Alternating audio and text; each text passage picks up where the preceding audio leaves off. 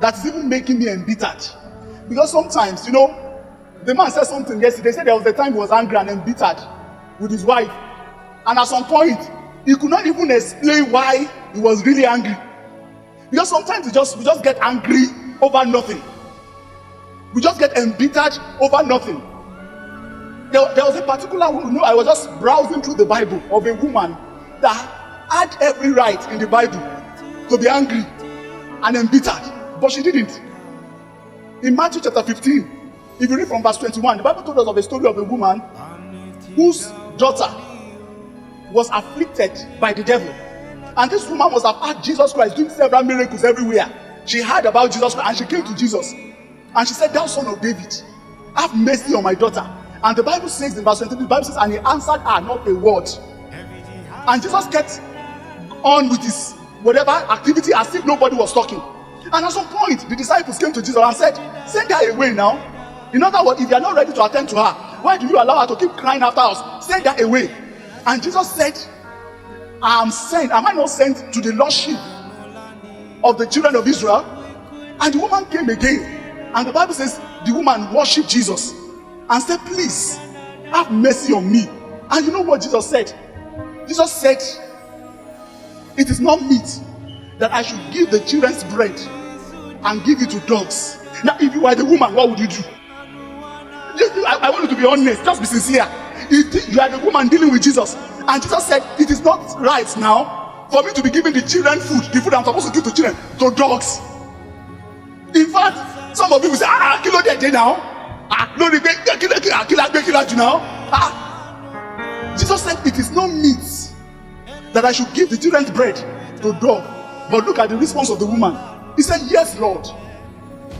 Even the dogs do eat of the crumbs that fall from the master's table." And Jesus must have said, "Wow." And you know what? Every time you get embittered over something, you are blocking your access to something. If the woman has gotten embittered, she would have blocked the miracle of her daughter for life. That is what God just told me. If she has just gotten angry, maybe her daughter would have died of that affliction. But rather than getting angry, she said, "Yes, Lord. Even the dogs do partake over the crumbs that falls from the master's table." And Jesus said, "Wow. Go thy way, for great is your faith, and your faith has made you well." Never allow anything to allow the root of bitterness to spring up in your heart. Every time, you may not know, every time you get embittered over something, you are blocking your access to something. That is just the truth. So if you know you don't want to block your access to something, my wife can testify of a particular occurrence in my life in 2012. Somebody, a brother who needed a job. He needed a job desperately. This brother will come to our house to feed. We will feed him. We will take him as a brother. We will assist him. And at that point, a particular person in the UK wanted me to establish a business for her. And I did this business for the person.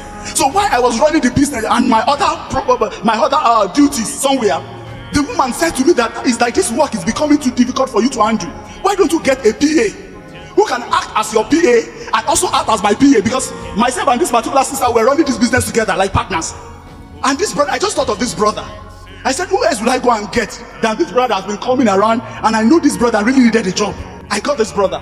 Only for this brother, when he came into the business, to take over my position, to talk, he did everything possible to sideline me from the business. Why? Before this time, I've been inviting him to join our church. He said no. After I said, you know what it means for you to be running a business with a brother? They've given you a car, all the assets. They took away the car from me. They took away everything from me. And after he had succeeded to do this, he now started coming to our church so that I can be seeing him every time. Can you imagine? This somebody I've been inviting to join, before that time, when he has succeeded. As at that time, this particular lady we're working together, woman, wanted to even take my wife on a trip to Dubai to go and shop. He took away all those rights, took every privilege that I was enjoying, took everything. A brother that I keep seeing on a daily or at least weekly basis, he now came to join the church so I could be seeing him. And sometimes God told me not to be angry, but to do what? To be praying for him. My wife could bear me witness. Sometimes I will go into the room, I will lock up myself, I'll be crying and I'll be praying. If I didn't know my wife was aware until when he told me that I used to hear you, I will go into the room, I'll be crying and I'll be praying. I'll be crying and I'll be praying because God said I should pray. And after a year or there some months, God said I should go and start our home. And we started our home. And in less than 2 years, our home had grown their home. The one that we started outgrow the ones that they chased me out of. What if I've gotten embittered? Every time you get embittered over something, you are blocking your access to something bigger. You are blocking your access to something greater. So don't allow the enemy to ever suggest to you that you should get embittered over anything, because it's the lie of the devil to supplant you of the great blessing that God has in store for you.